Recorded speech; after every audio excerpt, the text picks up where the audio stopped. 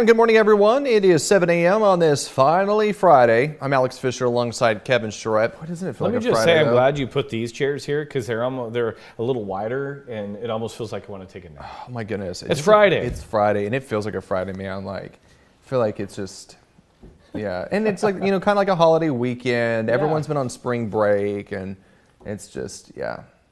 Any plans for Easter? Well, I have the Mac and Cheese Fest tomorrow, which I'm looking forward to. And then... He probably won't want to wake up on Sunday. No, wait, after trying out all that. But the thing is like, that's the thing, because so I'm a judge, I have to try 30 different mac and cheese. Oh, poor Alex, right? Bites, right? I know, poor me. But you had a taste yesterday. I mean, it's good. Like, that's the type of stuff that they'll have out there. The only issue, though, is that it's all so good. And so it's hard to stop. It's hard to stop. And once you, I'll say, like, there's some that I'm like, oh no, it's fine. Like, but I'll move on to the next one. But this one's good. But it's a lot of cheese. Yeah, you'll have to come back on Monday and let us know your favorite. Yes, I will. I will give you an update on the winners of the Mac and Cheese Fest. But yeah, that's happening on Saturday. Happening tomorrow. Weather will be Kern perfect. County Fairgrounds. So. Yeah, no, I'm actually looking forward to the weather. It'll be nice. It'll be the event's happening from 2 to 6, so we'll get it'll be a little warm. It'll be a little toasty, especially out in the fairgrounds, because there's not shade, yeah. So it's like you're just stuck in the sun. But it'll still be good. Bring a little umbrella with you, maybe. Yeah, I usually just like wear a hat and and then lather up sunscreen and everything, and yeah. Okay, so other than that though, I've got I've got that on Saturday, and then our families get together on Sunday afternoon, usually around like 1 or 2.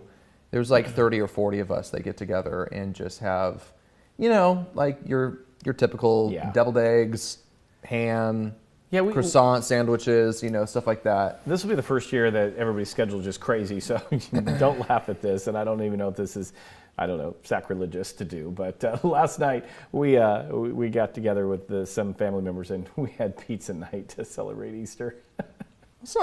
It's fine. Usually traditional, we do the ham, deviled eggs, all that kind of stuff. But pizza's just fine. Crazy schedule. Yeah. So in fact, at the house, we're gonna have a little breakfast and just make some biscuits and gravy and Perfect. There you go. But the weather is going to be nice, and so I think it'll be a good weekend. Yeah, it'll be a nice weekend. Just like slow down, nothing crazy, nothing big. My big event is the Mac and Cheese Fest, but that's like a casual, just relax. That's going to be. I'm going to sleep in tomorrow. I'm going to sleep in on You're looking Sunday. forward to that. He's been talking about that all morning. I just want to sleep in. I just want to sleep in. I know Kevin's been hearing it all week because, we've got, everyone's on spring break. And so we've been all over the place. People have had vacation. Maddie's going to have to pick up the load when she gets back on Monday just because she's had a whole week of she's going to be rest and recharge. Yeah, we're not going to be. So I'm just like, that is on my list. I'm going to go home tonight and chill out. And just chill out. Chill out. Okay, so I wanted to talk to you about. Let me just say, I'm always surprised what Alex brings up because I just don't take a look. So Alex produces these things. Yeah. Well, so we've got along with our. Yeah. So we've got something that I thought was interesting, and there's this debate that it's been going on for years. Everyone has an opinion on it, but it's how you come across on your texts. Okay. So everyone has different text styles. Oh, and I'm gonna say it. And yes, you're right, most definitely. And it depends on age. Yep. And on how different generations text. I get yelled at all the time. But go ahead. What do you mean you get yelled at? I send numerous texts, multiple. Like, hey, how are you? Send. What are you gonna be doing today? You're like you're a text message per thought. And I get yelled all the time. Why are you sending me a multiple? Just type it out and send it. Our director, Adam, says, I hate that. Adam, are you like more of a... So his wife does the same thing. See, and he answers everything in one text. His wife is like line. That's kind of him. Kaylee, are you in there? What do you do? Kaylee's our morning producer. She does a little bit of everything. See, that's kind of where I am. I do a little bit of everything. Like sometimes it'll be one long paragraph. Other times it'll be a thought per text. But I also like to keep things very concise because no one has time to just sit there and like read a text message. I'm also the type of person that's like, there is no, like, texts are it's just convenient. It does not replace actual communication. It No. doesn't, right? Right. I mean, during the day, everybody's busy, you know. Right. It's the convenience Yeah. aspect of it, right? Like for little things, but don't, like, for little things. Like, I wish, where's my phone? I wish I could, let me pull this up, because this is actually hilarious, and my mom's going to laugh. But my mom, this, you can't really see, well, you can kind of see Oh, it. yeah. You don't need to It's- but my mom sends me books, and this Oh, is yeah. like, look how long that is. Oh, yeah. And then she attached pictures with it and everything like that. Love her to death. But part of my mom's problem is she's not a texter, she's a voice texter. Oh, So yeah. I have to spend 5 to 10 minutes decoding what she's typed. Yep. Yeah. So, But it's nice that I get a text from her. this goes to the kind of the story, the conversation of like, there's just so many different styles of text messaging and so forth. And So, abbreviations drive me crazy. okay, abbreviations do? Like I have, Yes. I still keep in contact with, you know, baseball players that are in college and stuff like that. And they'll send me message. I'm like, what does that mean? So, They have to help me. okay, the big debate right now: periods in text messages. I don't do periods. And Why? Because it's text messaging. I'm not writing a book. Okay. And I have family members that are really big into grammar, spelling, all that, and they disagree with me. So most people, a study shows that most people find periods in text messages too harsh. I don't get that, but there are times where I send messages, and I don't know why. Just it's because in all caps, and then my friends are like, "Why are you yelling at me?" I'm from an era of all caps does not mean yelling. I just put it all caps for some reason, but I guess that is yelling in the texting world. So with periods, Yeah. of which I'm like, that ends a sentence, Yeah. right? So most people find it like it's too harsh. Like if you just type in like, "Hey, are you coming over tonight?" If someone Period. replies yes, period, people will go, "You're upset with me." Like Now, what's if wrong? you do yes, ... If there's ... Okay, so- dots after it, then sometimes I'm like, okay, what's the issue Okay, here? so here's what the study found. The study published in the Frontiers in Psychology journal, it's revealing how specific punctuation patterns in text can dramatically alter emotional impact on the other end, right? So the researchers found that the extra periods that you're talking about in text messages cause a documented psychological effect. Yeah, like I said, if I see ... in the middle of a conversation, it depends on what the conversation is, but I'm like, okay, maybe I just need to pick up the phone and call. And that's the other thing, folks. I really truly believe that if you have to really discuss some very important things, depends on the conversation, but don't take everything you read on text in the mood that you think it is or in the context. Right. If you really want the context of what's going on, pick up and say, So- what did you mean by this? So we're talking about the psychological effect of the extra periods. Yeah. The study shows that people found the extra periods to be aggressive, slightly mean, and it just makes the message much more intense. Right. And again, depending on the context of that message, I agree. And so, it's pretty, like everyone kind of agreed, like a single word with a period is like the worst. See, I don't agree with that. Because yes, so it's like they labeled it all out. The Yeah. worst text offender thing that you could do is a single word with a period. And I can honestly say I've never done that in my entire life. My favorite And is I've never done ... either. my favorite is so different versions of ha ha ha. That I do a lot. Oh yeah, you do but you do ha space ha. Right. It's not ha ha ha ha. Oh, no, I do ha space. Yeah, ha space ha. Or Do you, LOL. do you mean that you actually like ha space ha space ha? Let me look. Let me see. Because when I do it, I just do ha ha, and I don't do a ha ha ha ha See if ha. I can find a I just do message. ha ha. I do a lot of the LOLs, Okay. but ha ha ha. Let's see. I'm trying to think who I might have said a ha ha ha to. Let's see. Keep talking. I just honestly, do this it? whole thing is ha ha ha. Espinal- I was looking at my messages to Adam, see if I ever said ha ha ha to him. But yeah, so that's another Yeah, Alan, one. I Is save your messages. different I save your messages. versions. He's our director. Different versions of ha ha's. Yeah, I guess I don't do Or ha ha as much as I LOLs, thought. or- yeah. Oh, wait, I found one. I said to Adam a long time ago, ha ha. But I had a space. Ha space ha. Yes. Okay. So I'm doing it wrong. No, I'm not saying it's wrong. I just think it's just another style of just like I would never do that. It's just not that goes against like my texting style. To put the space? To put the space, yeah. Oh, okay.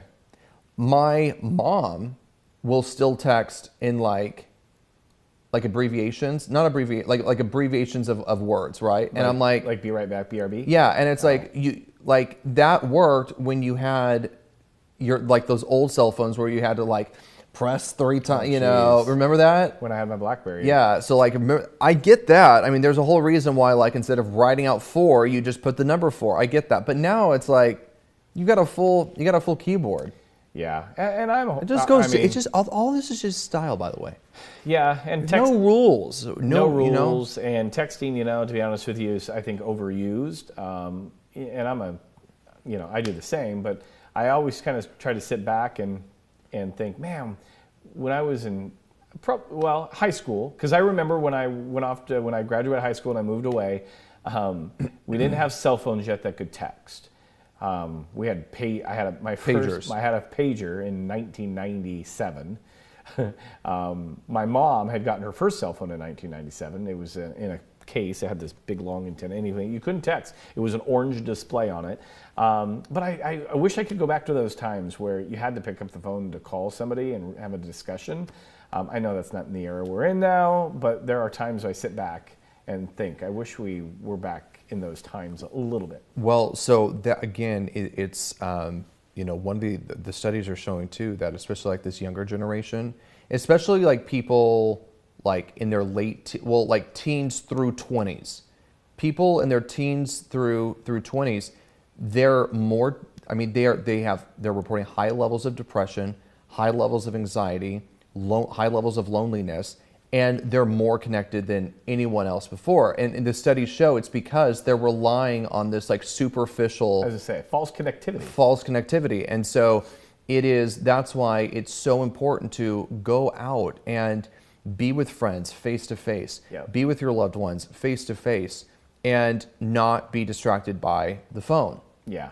I always like when I'm at a restaurant, like I don't like sitting, like when I'm sitting down, I don't like my like phone in my pocket. So I'm the person that like will take my keys, wallet, everything. I don't like sitting like down. So I'll put it and then I'll put it off to the side. My phone though, always faces down. Now I have my Apple Watch as well, but I'm not tempted by that because I know I'm getting notifications just like all the time, right? Yeah. And or other times I will just I'll put it in theater mode, and which keeps it dark, and you don't get the notifications. Yeah, and I pulled back on social media big time. Like I don't have TikTok anymore. I don't have Twitter. But you notice how it was really like consuming a lot of your time. Yeah, the only thing I kept, and I got rid of it for a little while, was Facebook and Instagram. Are you still on Snapchat? No, I don't have Snapchat either. So just Facebook and Instagram, and those have been okay because people really pull back from. I think like Facebook, it's out there, but I'll post things here and there on Instagram here and there. But the other stuff like TikTok, there's just so much out there that your brain is trying to decipher, and our brains are overloaded these days. I really believe there's just so much out there. And we don't give our brains a break. Our brains are working nonstop trying to figure out what's right, what's wrong, what's fake, what's real. And I just wanted to give my brain somewhat of a break. They say I wish I could give it more, but... They say you're supposed to, for 15 minutes a day, you're supposed to be bored for 15 minutes a day. And it actually helps your brain reset. Yeah. And this is you can let your mind wander, but you cannot be tempted. And this is important. You can't be tempted by your phone. You can't have it in your pocket and listen to the dings and all that stuff, because then your brain starts to go, well, what was that? Right. I'll check it in a few minutes. Well, what was that? Yeah. I'll check it in a few minutes. And you also have to make sure that you're not you can go and be bored at a park and just people watch. You can go be bored like in your backyard Yeah. and just, get a little bit of vitamin D. There's all of these things that you can do. But we're so attached to We're that. so attached to our devices. And it comes out to, like, in theory, it's like, oh, I would love to spend some. It's hard. I mean, it is hard. Yeah. And the amount of times that we spend on our phones every day, it's just mindlessly scrolling and yeah. Okay, would you consider yourself a roaster? Like roasting people? Yeah. No, not really. Okay. Again, I'm not. I'm not sitting here saying I'm perfect, but I don't know about a roasting. I mean, I don't know. So give me a context. roasting. To this. Well, okay, so the roasting that I'm talking about right now is kind of like the poking fun at people. I would never do that to someone. No. By the way, I would never do that. I mean, if it's a close friend and we're Also, I don't ribbing think each that's- other a little bit, I mean, yeah, but I don't think that's roasting, putting a pie in someone's face. But like, Yeah, yeah, it's just not like roasting. just like little quips, jabbing and whatnot. Well, so a lot of people think, being a roaster means that you're, being mean. It actually, when it's done right, and you can't be mean, of course. It's just like little jabs. But it actually could indicate that you are a good friend if it is done correctly. A playful insult, not something where there's a boundary, right? Do not cross the boundary. You don't want to be a jerk. And you but really a have playful insult. And you really have to know the person.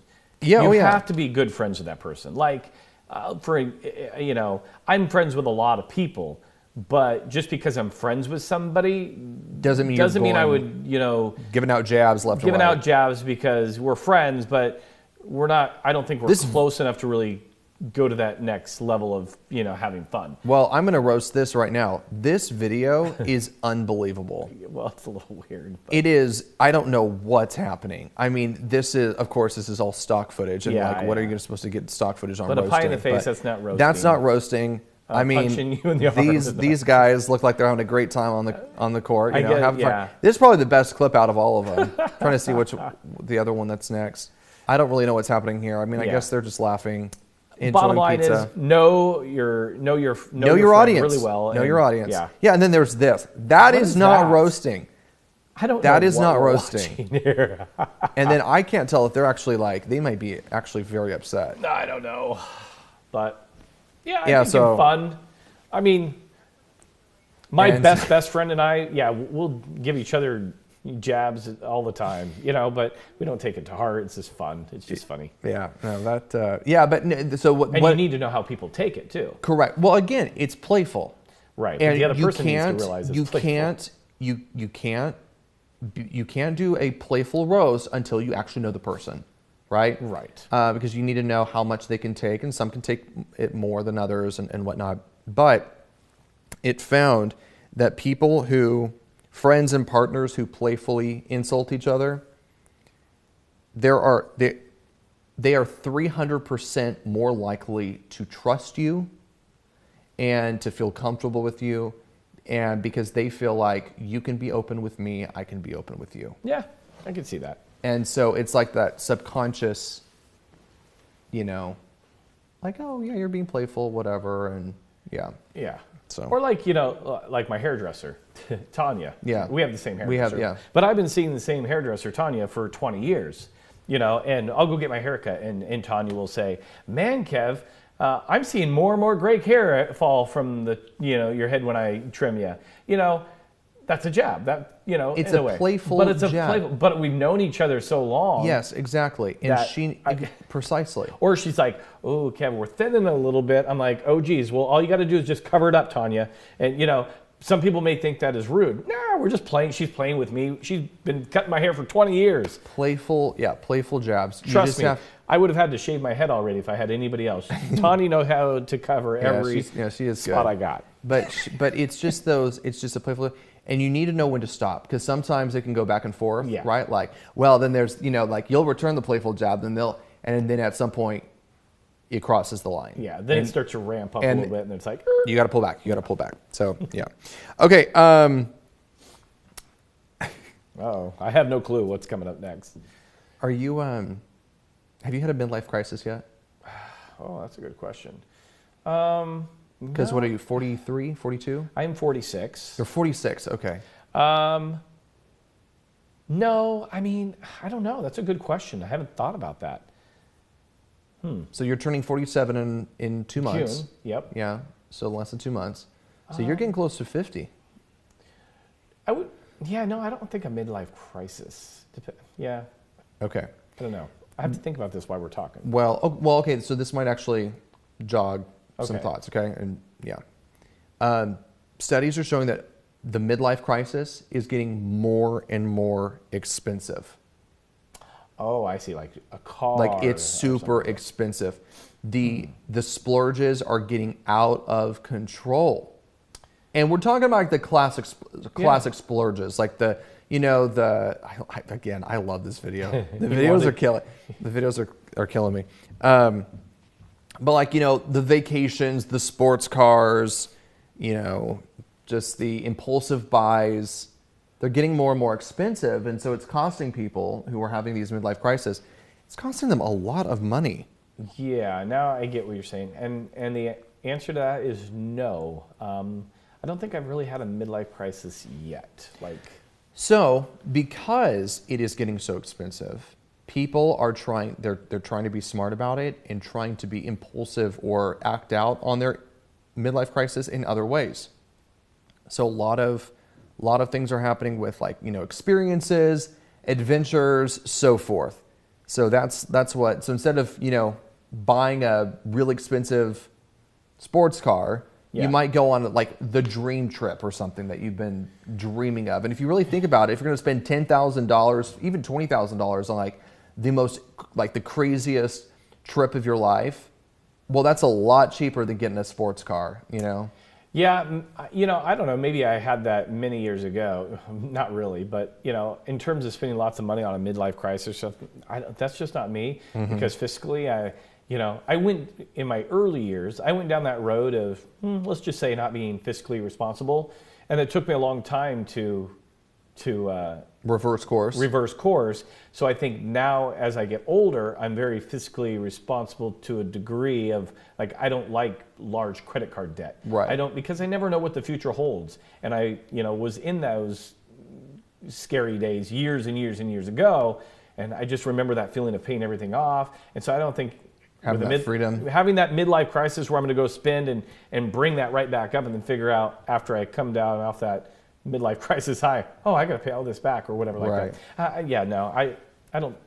No, not for me. The other thing that we're seeing, colleges are actually trying to bank on this, if you will, and they are trying to offer programs for people who are experiencing midlife crisis to reinvent themselves, to find a new this whole idea that you're stuck at a job for 40 years. Yeah, no. You're saying, by the way, I respect anyone who holds on to their job for that long. I really do. And you talk to those people and they are some of the happiest people you will meet, right? Because they have found the purpose in that job. And I think that's great. There's so many people though who get stuck in their careers and whatnot. They become institutionalized in what they're doing to a degree. Yeah, exactly. So colleges are trying to offer courses, almost like supplementary degrees, certificates or whatever, to say okay, we get it. Who was to say that how you graduated when you were, I was lucky when I graduated when I was 21, graduated college when I was 21 in journalism and in rhetoric. And I was like, this is what I want to do. But who's to say that there are other people who, I think it's almost half, if not more, half of people who graduate college do not end up in a field that they have a degree in.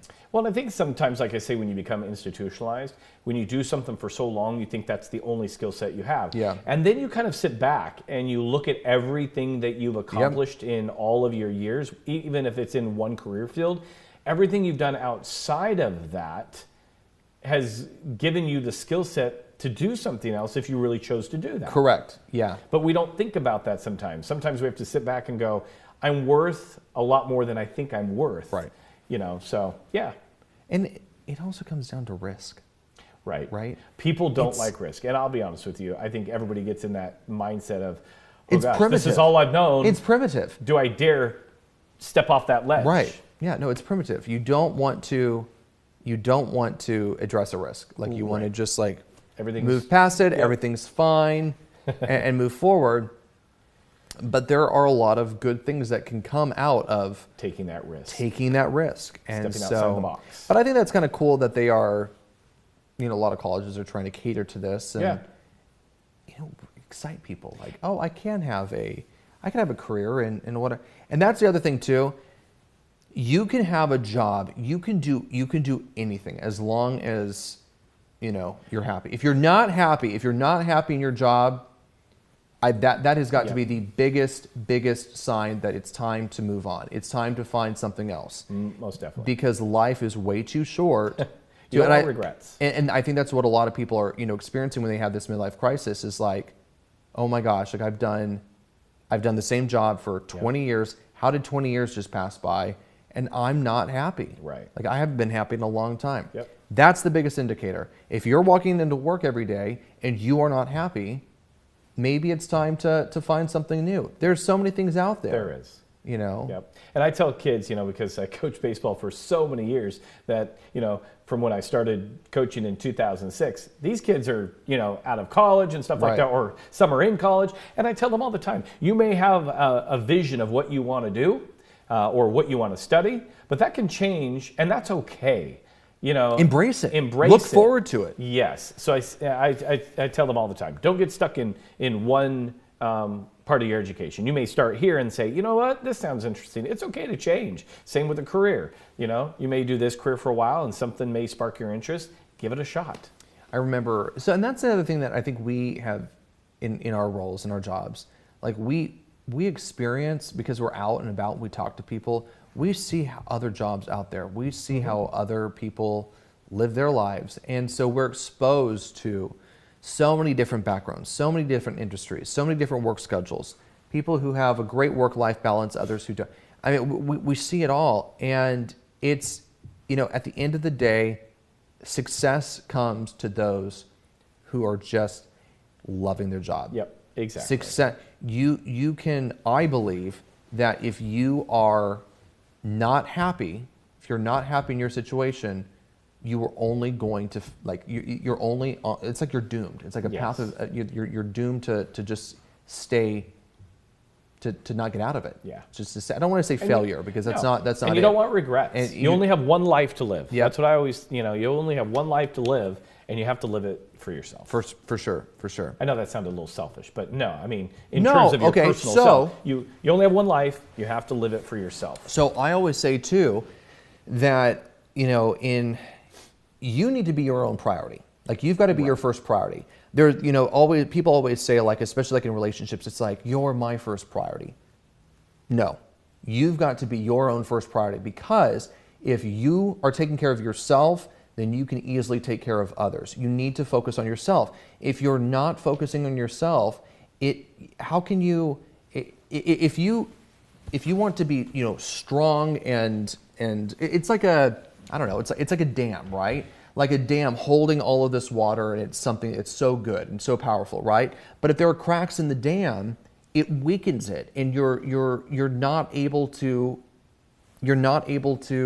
hold all of that water. You're not able to take care of the purpose of, right? Yeah, and I think it just depends on the situation. Like in a relationship, I guess it's a touchy balance of really focusing on myself. You focus too much on yourself. Can't be selfish. That really take away from that partnership. Right. But Making yourself a priority, the number one priority, does not constitute a selfish lifestyle. That is not it. It's making sure that you are your own advocate. And this is maybe a bigger topic. Maybe one day we need to get into Corey Gonzalez to come in and talk about this, because I think it's an important topic. Started this off of midlife crisis There and you go. luxury cars. All right, everyone. Enjoy your weekend. It's going to be beautiful. We'll see you back on Monday. Happy Easter, everyone.